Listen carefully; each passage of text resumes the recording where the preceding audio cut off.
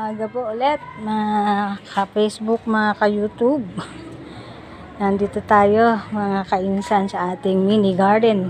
Update ko lang kayo. Ayan, malalaki na yung ating talbos. Oh. Yan ho, yung pinagtabasan lang. Yung binili ko galing sa palengke. So, yung tangkay, nilagay ko dyan, tinanim ko. So, ayan, tumutubo na. At ito yung ating talong. Yan.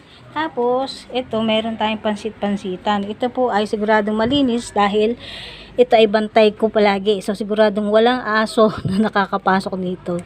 So, ito, ganito lang ang pagpitas nito. Pansit-pansitan, maganda ho to sa may gout. Yan. Pwede kayo magtanim nito, alagaan nyo lang. Tapos, yan. Gawin yung ulam. Ang dami kong paru-paro, no? Since ako lang naman ang kakain, di konti lang. Yung hahatakin ng ugat kasi para tumubo pa siya ulit.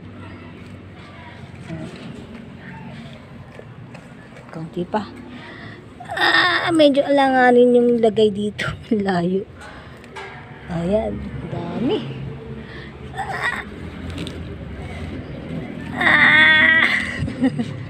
Ayan, marami pa dun eh.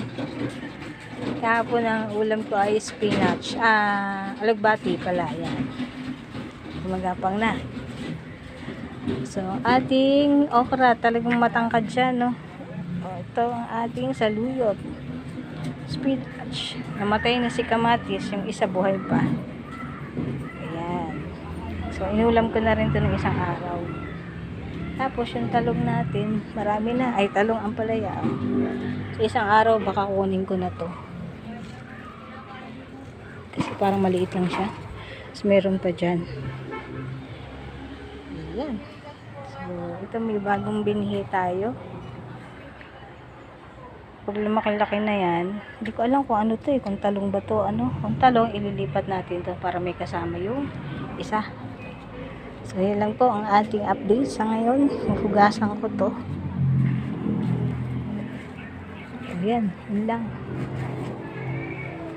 Laki na ni talong, oh. Ang okra pala, tumataas ang ganito kataas. Mas mataas pa sa akin.